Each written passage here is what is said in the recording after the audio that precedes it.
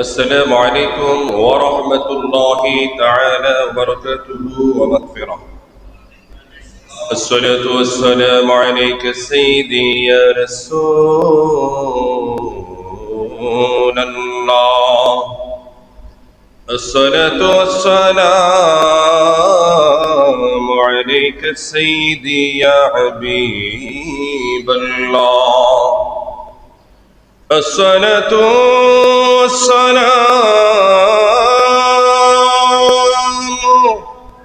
عليك سيدي يا شافع المذنبين. الصلاة والسلام عليك يا رحمة للعالمين.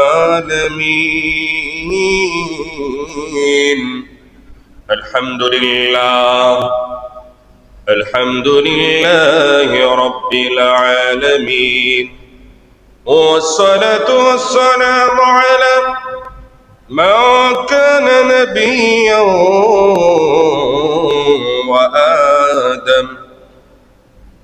وآدم بين الماء والدين.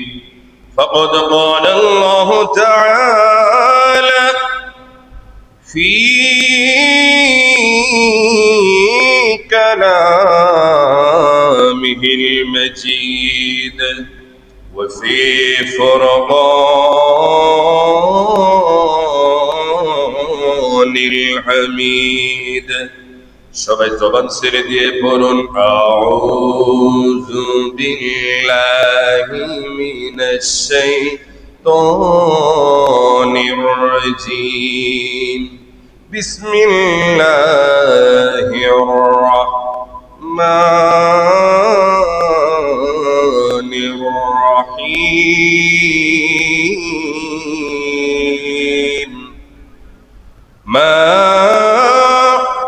أصابك من حسنة فمن الله.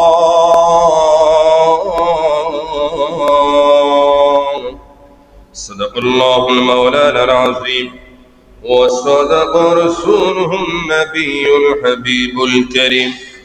قال الله تعالى في شان حبيبه إن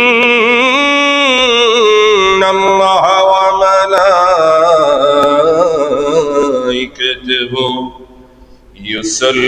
يصلون على النبي يا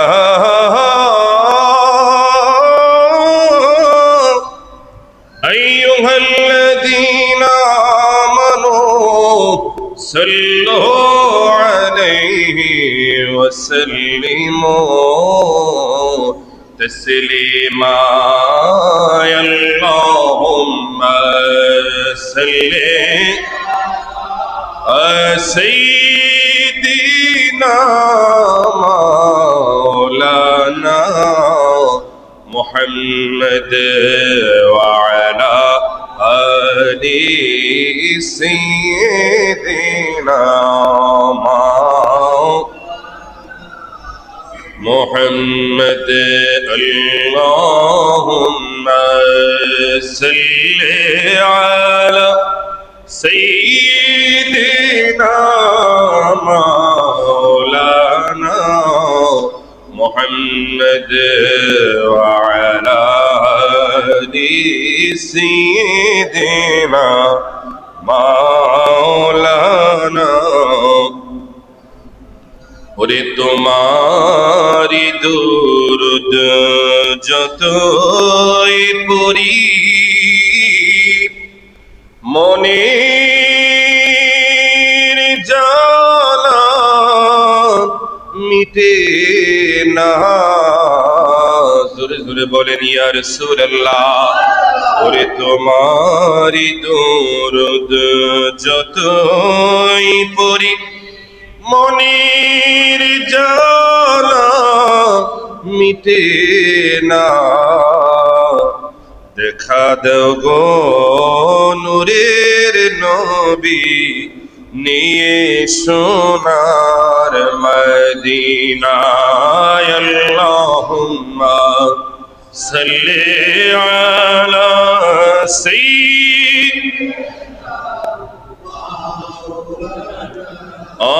محمد وعلى آل سيدنا مولانا اللهم صل على سيدنا محمد اللهم صل على سيدنا محمد نبينا مولانا محمد نبينا شافينا مولانا ওরে বাবা দম যখন মাটি ও পানি নূর নবী খোদার রাসূল আদম যখন মাটি ও পানি নূর নবী খোদার রাসূল হায়রে যা রূপরে পরিনি দুরুদ আল্লাহ ফেরেশতা কুল সবাই যার উপরে পরিনি দুরুদ আল্লাহ ফেরেশতা কুল আল্লাহুম্মা সাল্লি আলা محمد اللهم صل على سيدنا আওয়াজ দিয়ে বলেন না মারহাবা তোমারি জিয়ারতে জয় হাজারো হাজি মদিনায় তোমারি জিয়ারতি জয় হাজারো হাজি মদিনায় হাজারো হাজি মদিনায় তুমি তো আশিক দির হো মদদগার ইয়া রাসূলুল্লাহ তুমি তো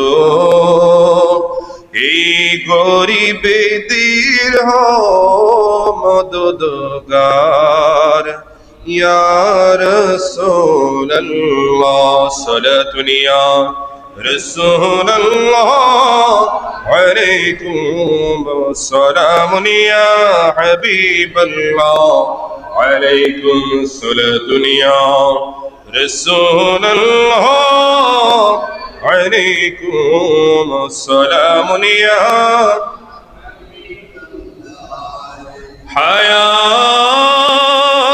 حياتي الله ورموتي الله غير قلبي الله زباني الله جر لا إله সবাই লা ইলাহা জোরে লা ইলাহা ভালো লাগে লা ইলাহা মাশাআল্লাহ লা ইলাহা আলা ইলাহা ইল্লাল্লাহ জোরে লা ইলাহা আলা ইলাহা ইল্লাল্লাহ লা ইলাহা ইল্লাল্লাহ লা ইলাহা ইল্লাল্লাহ জোরে লা ইলাহা ইল্লাল্লাহ লা ইলাহা ওরে আল্লাহ সারা মাবুদ নাই আমার নবী সারা উপায় নাই সবাই আল্লাহ সারা আমার নবী সারা উপায় নাই ওরে ওই নবীকে পাইতে হইলে ওই নবীকে পাইতে হইলে দুরূদ সারা উপায় নাই লা ইলাহা জোরে লা ইলাহা লা ইলাহা লা ইলাহা ইল্লাল্লাহ জোরে লা ইলাহা লা ইলাহা ইল্লাল্লাহ লা ইলাহা ইল্লাল্লাহ লা ইলাহা লা ইলাহা ইল্লাল্লাহ মুহাম্মাদুর রাসূলুল্লাহ সাল্লাল্লাহু তাআলা আলাইহি ওয়াসাল্লাম জোরে জোরে বলেন ইয়া রাসূলুল্লাহ ওরে তোরা করে আয় রে তোরা মদিনা যাবি যারা ওরে মদিনাওয়ালা নিবে হও যদি তার প্রেমে মরা তোরা করে আয় রে তোরা মদিনা যাবি যারা মদিনাওয়ালা নিবে হও যদি তার প্রেমে মরা তোরা করে আয় রে তোরা ওরে প্রেমের সেই হাসপাতালে প্রেমে মরা ভর্তি মিলে জোরে বলেন না ইয়া রাসূলুল্লাহ ওরে প্রেমের সেই হাসপাতালে প্রেমে মরা ভর্তি মিলে ওরে সেই প্রেমে না মজিলে সেই প্রেমে না মজিলে যায় না কারো ভর্তি করা সেই প্রেমে না মজিলে যায় না কারো ভর্তি করা তোরা করি আয় রে তোরা মদিনা যাবি যারা মদিনাওয়ালা নিবে হো যদি তার প্রেমে মরা ওরে প্রেমে তার মরলি পরি সে জীবন পায় রে ফিরে প্রেমে তার মরলি পরে সে জীবন পায় রে ফিরে ওরে সে জীবন পায় না মরণ ওরে সে জীবন পায় না মরণ যদি পড়ো তার প্রেমে ধরা তোরা করে আয় রে তোরা মদিনা যাবি যারা মদিনা ওয়ালা নিবে হো যদি তার প্রেমে মরা ওরে আমি তার প্রেমে মরা আমারে মারিস না তোরা আমি তার প্রেমে মরা আমারে মারিস না তোরা তার প্রেমের পরশ ছাড়া তার প্রেমের পরশ ছাড়া বাঁচাইতে পারবি না তোরা তোরা করে আয় রে তোরা মদিনা যাবি যারা মদিনাওয়ালা নিবে হো যদি তার প্রেমে মরা ওরে একই সাথে প্রেম করিলে একসাথে তার দুই মিলে বন্ধুর প্রেমে না পড়িলে সে যে একা দেয় না ধরা তোরা করে আয় রে তোরা মদিনা যাবি যারা মদিনাওয়ালা নিবে হও যদি তার প্রেমে মরা। আমরা নবীর সঙ্গে প্রেম করিতে চাই কি চাই না? লাভ কি? চাঁদপুরের এই শানটা তথা এই শানটা যিনি লিখেছেন তিনি ছিলেন চাঁদপুরের বিশ্ববিখ্যাত একজন কবি, আশিক রাসূল, মাশুক ইলাহি মঞ্জুর আহমেদ রেফাই, কন্যা সুবহানাল্লাহ। তিনি এমন একজন আশিক রাসূল ছিলেন, তিনি 2013 সালে মেবি তিনি মদিনা শরীফে যাওয়ার আগে তার ভক্তদেরকে বলে গিয়েছিলেন, হে আমার আশিকেরা, এবারই তোমাদের সাথে আমার শেষ দেখা। এবছর যখন আমি মদিনাতে সফর করব, আমি আর ওই জায়গা থেকে আর আসবো না, আমার নবী আমাকে কবুল করে নিয়েছেন। কন্যা সুবহানাল্লাহ। তিনি মদিনাতে গেলেন, যাওয়ার পরে ওই জায়গায় তার ইন্তেকাল হলো, জান্নাতুল বাকির তিনি মেহমান হয়ে গেলেন। কন্যা সুবহানাল্লাহ। সেই সাচ্চা আশিক রাসূল রাইটার তিনি এই শানটা লিখেছেন যে, হে আশিক রাসূল, তোমরা যারা রয়েছো, তোমরা নবীর প্রেমে তাড়াতাড়ি নবীর দিকে আসো, কেননা তোমার প্রেমটা যত বেশি নবীর দিকে হবে, তোমাকে আমার নবী তত তাড়াতাড়ি নবীর কাছে ডেকে কবুল করে নেবে। কন্যা সুবহানাল্লাহ। তো আল্লাহ তাআলা আল্লামা মঞ্জুর আহমেদ রেফাই হুজুর কেবলাকে জান্নাতে সুউচ্চ মাকামে পৌঁছে দিক। সকলে বলেন আমিন। ওনার মতো খুশনসিব আমাদেরকেও যেন রব্বুল আলামিন কবুল করে সকলেই অবস্থান করে বলেন না আমিন। আলহামদুলিল্লাহ ওয়া শুকরুলিল্লাহ ওয়াসসালাতু ওয়াসসালামু আলা রাসূলিল্লাহ। উপস্থিত সম্মানিত মুসল্লিয়ানে কেরাম, মুসল্লিয়ানে আযম, মুরব্বি বাজান, যুবক ভাই, মাসুম বাচ্চারা, এখন আল্লাহ তাআলার মহান হুকুম পবিত্র এই সফর চাঁদের সর্বপ্রথম জুমার নামাজ পড়তে আসা আল্লাহ তাআলার প্রিয় বান্দারা, আসুন আমরা সর্বপ্রথম ওই মহান রব্বুল আলামিনের আলিশান সুবহান দরবারে হৃদয়ের নিগ্রাণ সবটুকু আবেগ অনুভূতি উজাড় করে সমবেত ভাবে সমবেত কণ্ঠে একসাথে সিংহের মতো গর্জন করি, শুকরিয়া জ্ঞাপন করি যে মহান রব্বুল আলামিন আমাকে এবং আপনাদের সবাইকে অতীব দয়া করে মায়া করে যাচাই বাছাই করি আরবি 12 মাসের অন্যতম একটি মাস, যে মাসটির নাম হচ্ছে সফর মাস। কি মাস? সফর মাস, যেটা হচ্ছে আরবি গণনার দিক থেকে দ্বিতীয় মাস। এই সফর মাসের আজকের এই পবিত্র সর্বপ্রথম জুমার দিবসে রব্বুল আলামিন নারায়ণগঞ্জের ঐতিহ্যবাহী ফকিরতলাই জামে মসজিদে আমাদেরকে যে কবুল করেছেন, আমরা খুশি না বেজার?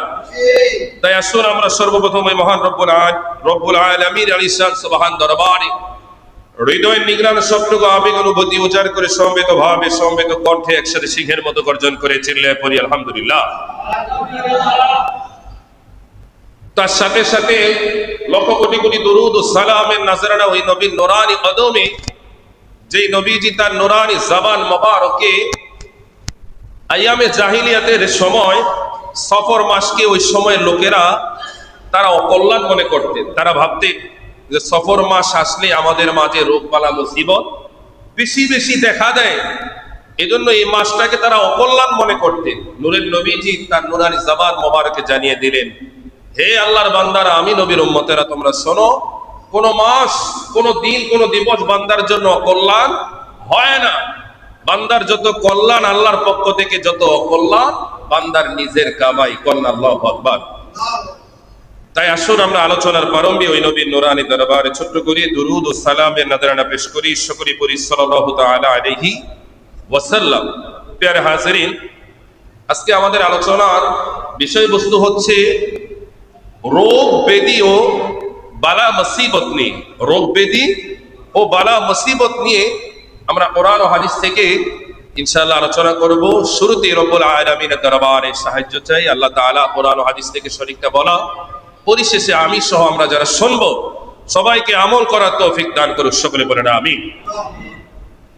এই জমিনে আল্লাহ তাআলা বাবা আদম থেকে শুরু করে অদ্যাবধি পর্যন্ত যত মানুষ এই জমিনে আল্লাহ পাঠিয়েছেন, কিয়ামত পর্যন্ত যারা আসবে প্রত্যেককে আল্লাহ তাআলা রোগ বালা মুসিবত দিয়ে, দুঃখ এবং সুখের মাধ্যমে, আল্লাহ সুখ দিয়েও মানুষকে পরীক্ষা করে, দুঃখ দিয়েও মানুষকে কি করে? পরীক্ষা করেন। সুখ এবং দুঃখ এই দুইটা হচ্ছে আল্লাহ তাআলার পরীক্ষার সবচেয়ে বড় মাধ্যম। কন্যা আল্লাহু আকবার। তাই প্রত্যেকটা মানুষের উচিত হবে সে যেন সুখের সময়, আনন্দের সময় অতি উৎফুল্ল, অতি যেন অহংকারী সে যেন না হয়ে যায়। কেননা আমার আপনার সুখ আনন্দ এটা মুহূর্তেই শেষ করে দিতে পারে একজন, তিনি কে? আল্লাহ। কথা বলে ঠিক কিনা? এই জন্য আল্লাহ রাসূল বলেন, তোমরা সুখের সময় অতি আনন্দিত না হয়ে অহংকার করো না, তাকাব্বুরি করো না।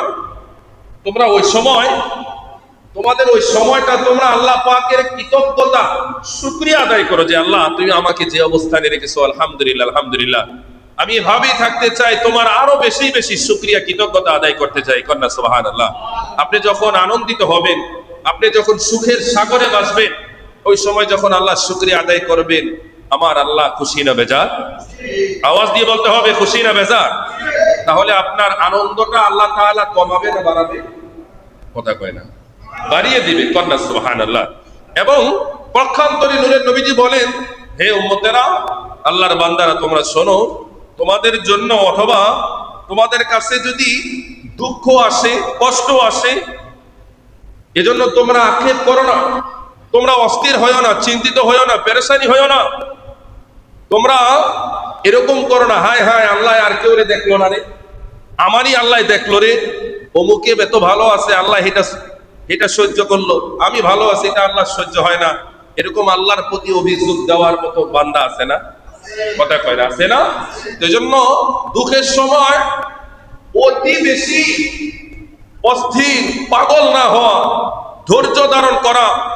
আপনারা আসলে একটা বিষয় খেয়াল রাখবেন, যখন বিপদে পড়বেন তখন হযরতে বাবা ইব্রাহিম আলাইহিস সালাতু ওয়াস সালামের কথা একটু স্মরণ করেন না। তিনি আগুনে নিক্ষিপ্ত হওয়ার পরেও আল্লাহর প্রতি তার বিশ্বাস, আস্থা একটুও কমে নাই। কন্যা সুবহানাল্লাহ। কথা বলে ঠিক কিনা? এজন্য আল্লাহ তাআলা তার এই ঈমানের পাওয়ারে, খেয়াল করেন, ঈমানের পাওয়ারে আগুনটাকে ফুলের বাগিচা বানিয়ে দিয়েছেন। কন্যা সুবহানাল্লাহ। আপনি যখন অনেক বিপদে পড়ে যাবেন, ডানে বায়ে কেহ নাই, কেহ নাই, আপনি ছাড়া কেহ নাই, ওই সময় যে আল্লাহর উপর বিশ্বাস রাখলে বাঁচা যায়। আপনি হযরত ইউনূস নবীর কথা স্মরণ করেন না? কন্যা সুবহানাল্লাহ। ইউনূস নবী মাছের পেটে থাকার পরেও আল্লাহর প্রতি তার এক মুহূর্তের জন্য বিশ্বাস, আস্থা কমে নাই। মাছের ভিতরেও তাকে জীবিত রেখেছে একজন, তিনি কে? আল্লাহ। আপনি যখন রোগাক্রান্ত হয়ে যাবেন, অসুস্থ হয়ে গেলে আমরা অনেকটা দুর্বল হয়ে যাই, আল্লাহর প্রতি আমাদের অনেক অভিযোগ এসে যায়, তখন আপনারা হযরতে আইয়ুব আলাইহিস সালাতু ওয়াস সালামের দিকে একটু তাকান, তার জীবনীটা একটু খেয়াল করেন। তিনি এত অসুস্থ, অত অসুস্থ, তার জবান ছাড়া গোটা দেহটাই উঠে গেছে, এমনকি কিরায় খেয়ে ফেলেছে। আইয়ুব নবীর জীবনী থেকে পাওয়া যায়, আইয়ুব নবীর দেহে যে কিরা আক্রমণ করেছিল, পোকাগুলো, এই পোকায় এত হয়ে গিয়েছিল, শরীরে জায়গা হতো না, পোকাগুলো পড়ে গেলে তখন তিনি নিজেই পোকাকে আবার তার দেহের মধ্যে দিয়ে দিতেন। কারণ এই পোকাটা তার দেহ থেকে সৃষ্টি হয়েছে, তার রিজিকটা আল্লাহ তার দেহের মধ্যে রেখেছেন। এই জন্য আইয়ুব নবী চায়নি যে আমার কারণে আল্লাহ তাআলার একটা সৃষ্টি রিজিকে কষ্ট করুন। কন্যা সুবহানাল্লাহ, আল্লাহু আকবার। একটু চিন্তা করেন, আইয়ুব নবী থেকে আমরা ভালো না খারাপ? আমাদের অবস্থানটা ভালো না খারাপ? অনেক ভালো, অনেক ভালো। এটা সম্মানের না, শারীরিক দিক থেকে আমি কথা বলতেছি। তো এই বিষয়গুলো যদি আপনারা একটু চিন্তা করেন, আপনি যখন একটু কষ্টে থাকবেন, আপনার আশেপাশে মানুষের দিকে একটু তাকান। আপনি যখন একটু আনন্দিত হবেন, আপনার আশেপাশের মানুষগুলোর দিকে তাকান না। কেননা এজন্যই নবীজি বলেন, তোমরা সুখের সময় অহংকার করো না।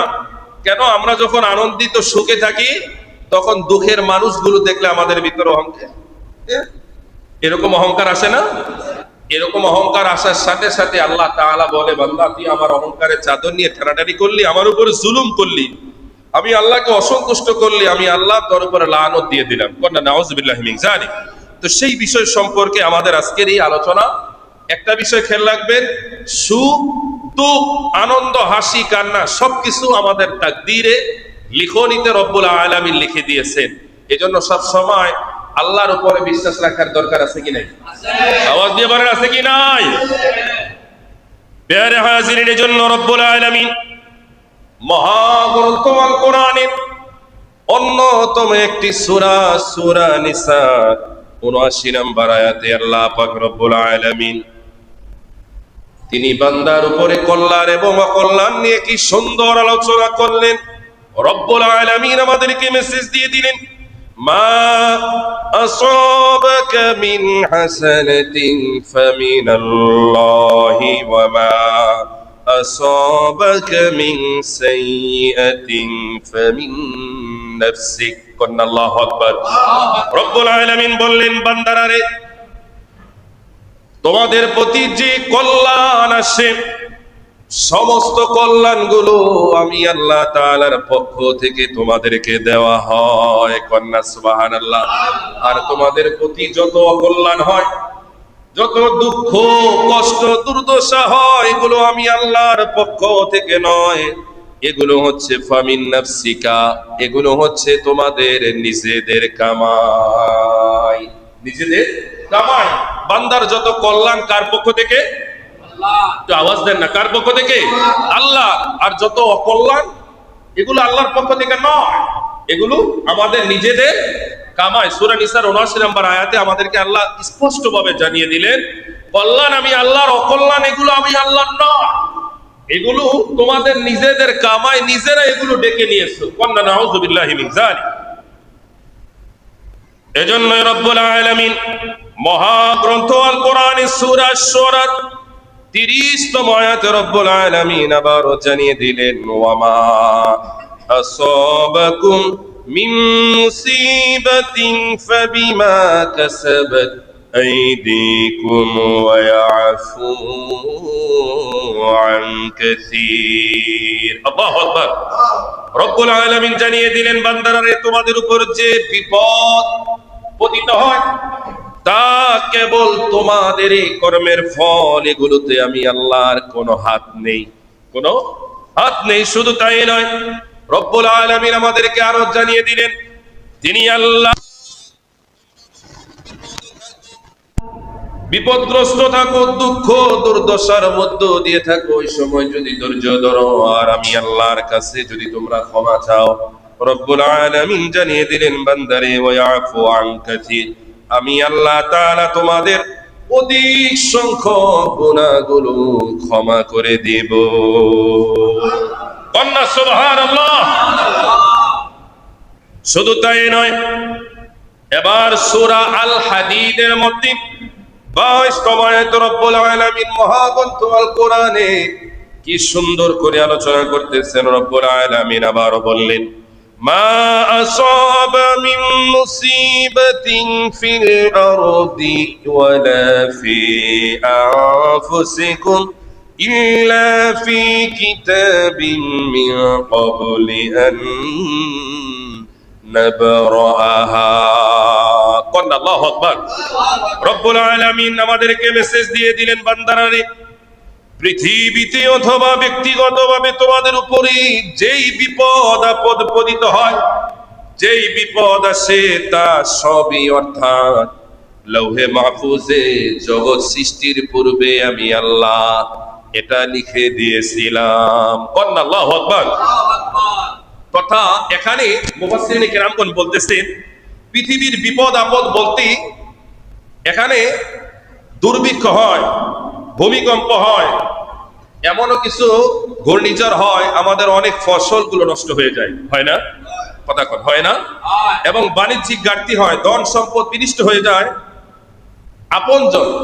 আপনজন বন্ধু বান্ধব মৃত্যু হয়ে যায়, তথা ব্যক্তিগত বিপদ আপদ বলে এগুলো হচ্ছে দুর্ভিক্ষ। আর ব্যক্তিগত বলতে, ব্যক্তিগত বিপদ আপদ হচ্ছে নিজের শরীরের উপরে রোগ বালা মুসিবত হওয়া, কোথাও ক্ষয়ক্ষতি হওয়া, নিজের সন্তান, নিজের স্ত্রী, নিজের পরিবার পরিজনের মধ্যে কেউ নিহত হওয়া, এগুলো হচ্ছে ব্যক্তিগত বিপদ আপদ।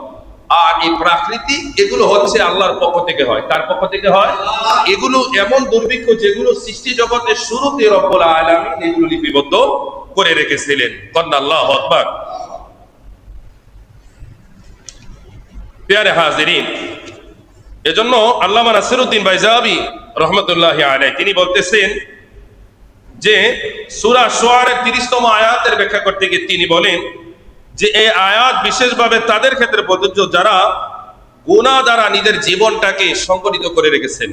খেয়াল করবেন, আমাদের মধ্যে এমনও কিছু মানুষ রয়েছে যাদের কাছে গুনাহটা এটা একেবারে সহজ একটা বিষয়। গুনাহ করে তার দেহের ভিতরে অথবা মনের মধ্যে কোনো দাগ লাগে না, কোনো খারাপ লাগে না।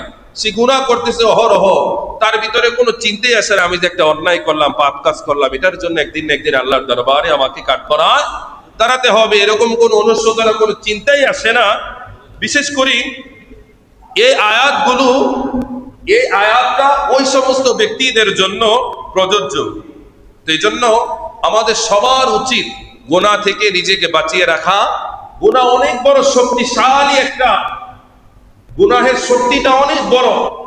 এটা পরিপূর্ণ ইমানদার, ইমানের শক্তি যদি বেশি না থাকে, গুনাহ থেকে বাঁচা এটা আপনি পারবেন না। তবে আমরা বান্দা দুর্বল, আমরা দুর্বল, ইমানের দিক থেকেও আমরা অনেকটা পিছিয়ে। আমাদের পক্ষে গুনাহ থেকে বাঁচা সম্ভব নয় যদি না আল্লাহ ও তার রাসূল আমাদের উপরে দয়া না করে। কথা বলে ঠিক না? আল্লাহর দয়া, নবীজির করুণাই পারে আমাদেরকে গুনাহ থেকে বাঁচাতে। কথা বলে ঠিক না? এজন্যই কোন একজন দার্শনিক বলেন অথবা কোন একজন আল্লাহর ওলি বলেন যে প্রত্যেকটা মানুষের এই চিন্তা করা উচিত, এই চিন্তা করা উচিত যে গুনাহ যত ছোট হোক আমরা করব না, নেক আমল যত ছোটই হোক আমরা ছাড়ব না। কথা কি ক্লিয়ার না? ভেজাল আছে? ক্লিয়ার না?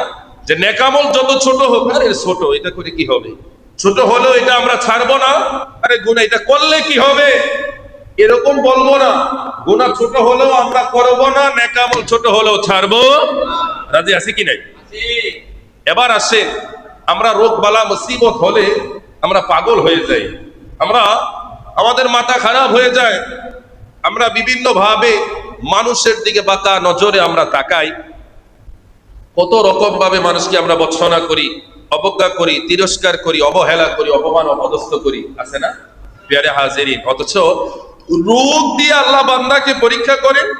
এই রোগ হচ্ছে আমার আপনার জন্য তথা প্রত্যেকের জন্য এক নয়। বিশেষ করে যারা ইমানদার তাদের উপরে যদি শরীরে যদি কোনো রোগ হয়, এই রোগটা হচ্ছে ইমানদারের জন্য গুনাহের কাফারা। কন্যা সুবহানাল্লাহ। রোগ প্রত্যেকের জন্য একরকম নয়। আল্লাহ তাআলার বিশেষ বিশেষ কিছু স্পেশাল নিয়ামত গুলোর মধ্যে একটা হচ্ছে বান্দার উপরে আল্লাহ রোগ দিবে।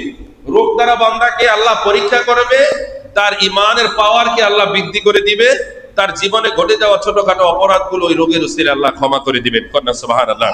এই জন্য আল্লাহ নবীজির হাদিস আবু দাউদ শরীফের মধ্যে এসে, মিশকাত শরীফের মধ্যে হাদিস শরীফে এসেছে, যে হাদিসের আলোকে মুহাদ্দিসিনে কেরামগণ বলতেছে যে বান্দার, ইমানদার বান্দার রোগ হচ্ছে তার গুনাহের কাফারা। জোরে বলেন কি? গুনাহের কাফারা। এজন্য রব্বুল আলামিনের প্যারা নবীজি, আল্লাহর প্যারা নবী, দু জাহানের বাদশা নবী মুহাম্মদুর রাসূলুল্লাহ সাল্লাল্লাহু তাআলা আলাইহি ওয়াসাল্লাম নবীজি ইরশাদ করেন, আল্লাহর নবীর প্রিয় সাহাবী হযরতে আমির আররাম রাদিয়াল্লাহু তাআলা আনহু থেকে বর্ণিত, নবীজি ইরশাদ করেন, বান্দারারে, উম্মতেরারে, মুমিন বান্দা যখন অসুস্থ হয়ে যায়, অতঃপর যখন সে সুস্থ হয়, এটার মেসালটা হচ্ছে এমন, মুমিন বান্দা অসুস্থ হওয়ার পরে তার জীবনে ঘটে যাওয়া কোনো অন্যায় অপরাধ যদি হয়ে যায়, ওই অসুস্থ হওয়া থেকে সুস্থ হয়ে গেলে আমার আল্লাহ তাআলা তার রোগের কারণে, রোগের মাধ্যমে তার গুনাহগুলোকে ক্ষমা করে দেয়। কন্যা সুবহানাল্লাহ। প্রক্ষান্তরে কোন মুনাফিক, কোন মালাউন, কোন বেঈমান, কোন গোস্তাখ, কোন বেয়াদব, কোন দুশমন মুনাফিক যদি অসুস্থ হয়ে যায়, তারপরে যদি ভালো হয়, তাদের দৃষ্টান্তটা এমন যে ওই উটের নেই যে উট তার মালিককে বেঁধে রেখেছিল, অতঃপর তা আবারও খুলে দেওয়া হয়েছে। এই কথাটা অনেকের বুঝে আসতে নাও পারে। নবীজি বললেন, হে আমার উম্মতেরা, তোমরা শোনো, তোমাদের মধ্যে যারা মুনাফিক, যারা গোস্তাখ, বেয়াদব, লানত প্রাপ্ত বান্দাগুলো এই জমিনের মধ্যে যারা রোগে আক্রান্ত হয় আবার অসুস্থ হয়, তাদের মেসালটা হচ্ছে এমন, উটের মালিক ইচ্ছে করলে উটকে বাঁধিয়ে রাখতে পারে, আবারও তার ইচ্ছে অনুযায়ী যখন ইচ্ছা তখন উঠকে ছেড়ে দিতে পারে। এটা মালিকের ক্ষমতা আছে কি নাই? কথা বলেন, আছে কি নাই? এজন্যই নবীজি মুনাফিকদেরকে, দুশমনদেরকে হুঁশিয়ারি দিয়ে বলেন, তোমরা মনে করো না তোমাদের শরীরের নিয়ন্ত্রণটা তোমাদের হাতে। তোমরা যতই কিছু মনে করো না কেন, তোমাদের নিয়ন্ত্রণটাও একমাত্র কার হাতে? জোরে বলেন, কার হাতে? আল্লাহর হাতে। এজন্য তোমরা যখন রোগাক্রান্ত ছিলে, তোমাদেরকে আমার আল্লাহ ওই উটের মতো বেঁধে রেখেছিলেন। আবার যখন তোমরা সুস্থ হলে ওই আল্লাহর ইচ্ছে হয়েছে তোমাদেরকে ছেড়ে দিয়েছে। এজন্যই তোমরা যা কিছু করো ওই স্রষ্টার বিরুদ্ধে আচরণ করো না। কন্যা আল্লাহু আকবার। এজন্যই নবীজি বলেন, অতঃপর উপস্থিত জৈনক একজন ব্যক্তি বললেন, ইয়া রাসূলুল্লাহ, ইয়া হাবিবাল্লাহ, আপনি যেই রোগের বিষয়ে আমাদেরকে বলতেছে, নবীজি গো, রোগ কি? রোগ কি? আমি তো রোগ জানি না, চিনি না, রোগের বিষয়ে তো আমি জানি না। নবীজি বলেন, কেন জানো না? আরে আমি কিভাবে জানবো? আমি তো কোনোদিন অসুস্থ হইনি।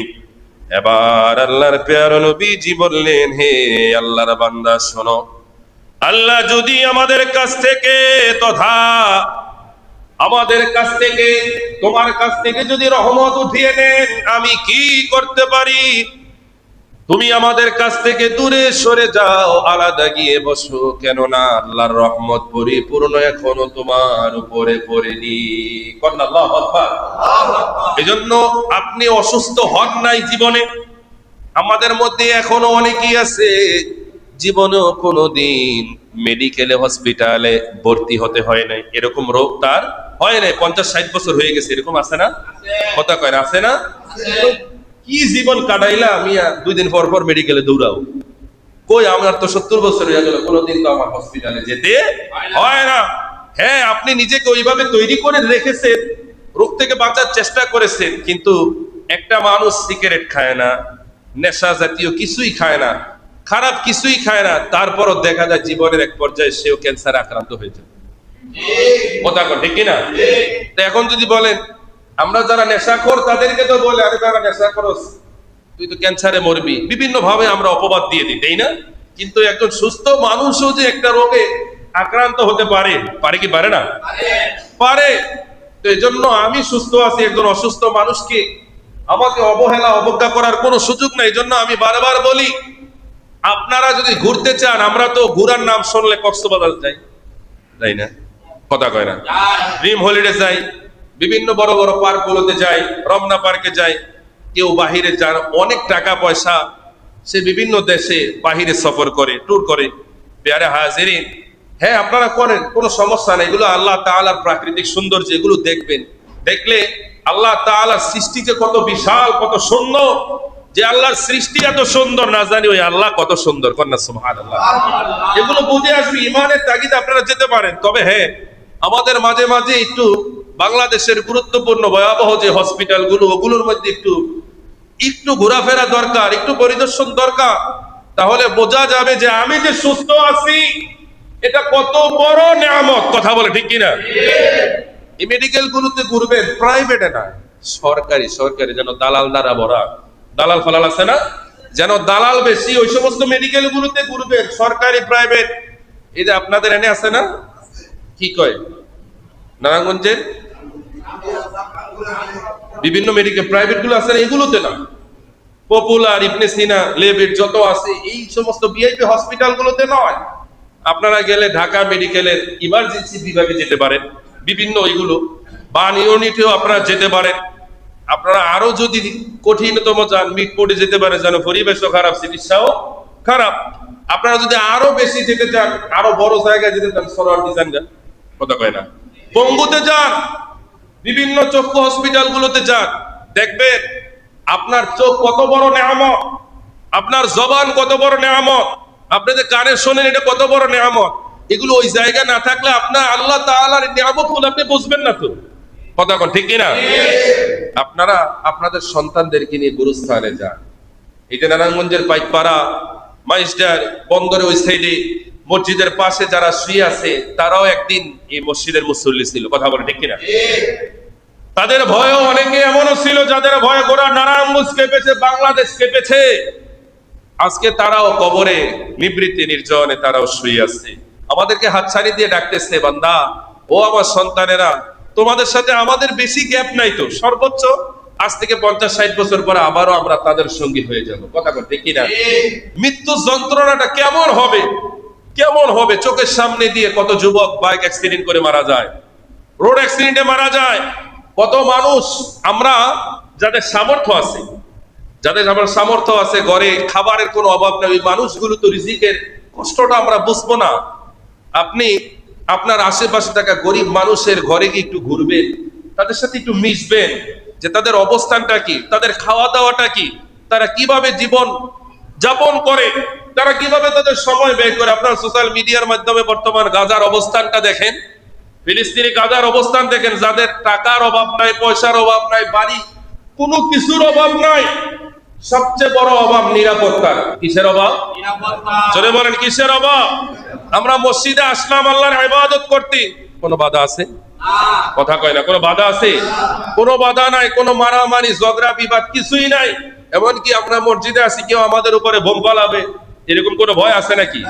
বাংলাদেশের ইতিহাসে এরকম হয়েছে কিনা সন্দেহ রয়েছে। আমার মনে হয় এরকম নাই, যদিও হলেও দুই একটা ঘটনা হয়তো অনাকাঙ্ক্ষিত হলেও হতে পারে। এটা বাহিরের কারণে না, আমাদের কামড়াকামড়ির কারণে। কথা বল ঠিক কিনা?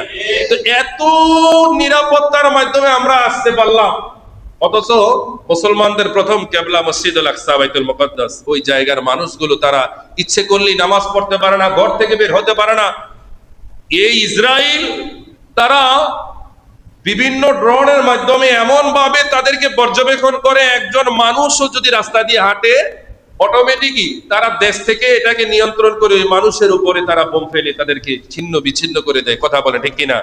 আজকে বড় অবাক লাগে, আমাদের আরবিক কান্ট্রি শক্তিশালী যারা রয়েছেন, সৌদি আরব, কাতার, তারপর হচ্ছে দুবাই, যারা ভোগ বিলাসিতে ব্যস্ত, উঁচু দালানে ব্যস্ত, রঙ্গলীলায় যারা ব্যস্ত, তারা শুধু চেয়ে আছে, তাকিয়ে আছে। অথচ এই গাজাকে সহযোগিতা করার জন্য বিভিন্ন দেশ থেকে যেভাবে ত্রাণ যাচ্ছে, হাজার হাজার ট্রাক গুলো তারা আটকিয়ে দিচ্ছে। এদিকে গাজাতে অবস্থানরত আমাদের মুসলমান ভাইয়েরা, বোনেরা, মায়েরা, ছোট ছোট মাসুম বাচ্চাগুলো না খেয়ে খেয়ে একেবারে কঙ্কালে পরিণত হচ্ছে। না পানি আছে, না খাবার আছে, কিছুই নাই, কিছুই নাই। আমরা তো ভাতের সাথে কি খাবো, আজকে কি রান্না হবে সেই নিয়ে আমরা চিন্তিত।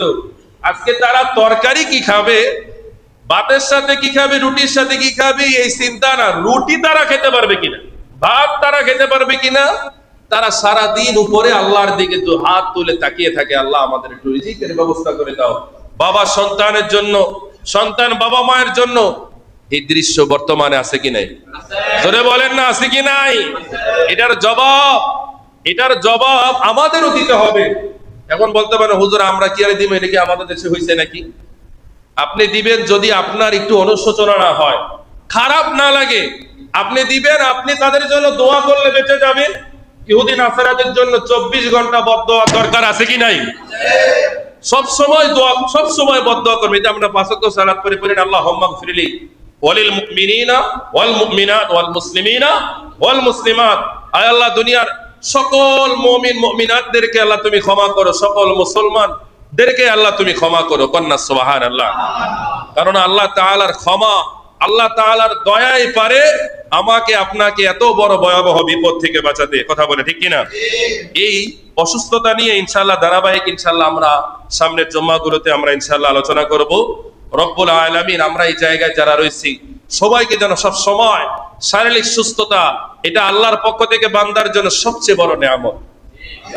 কথা বলে, শারীরিক সুস্থতা এটা কি নিয়ামত না কিয়ামত? সবচেয়ে বড়, জোরে বলে, সবচেয়ে বড় নিয়ামত। এই নিয়ামতের শুকরিয়া সবসময় আদায় করবেন কি দিয়ে? 5 ওয়াক্ত নামাজ পড়ে। জোরে বলেন, কি দিয়ে? এবং সবসময় জিকিরের মাধ্যমে, মানুষের সাথে সর্বোত্তম আচরণের মাধ্যমে আদায় করবে। রাস্তা দিয়ে চলার পথে নিজের মাথাটাকে নত করবেন, নিজের মাথাটাকে কি করবে? নত করবে। কথা বলে ঠিক কিনা? প্রিয় হাজিরিন, আল্লাহ তাআলা আমাদের আজকের এই জুম্মার নামাজের এই সংক্ষিপ্ত এই আলোচনা রব্বুল আলামিন যেন কবুল আর মঞ্জুর করে, সকলে পড়েন না আমিন। প্রিয় হাজিরিন, একজন দোয়া প্রার্থী রয়েছেন।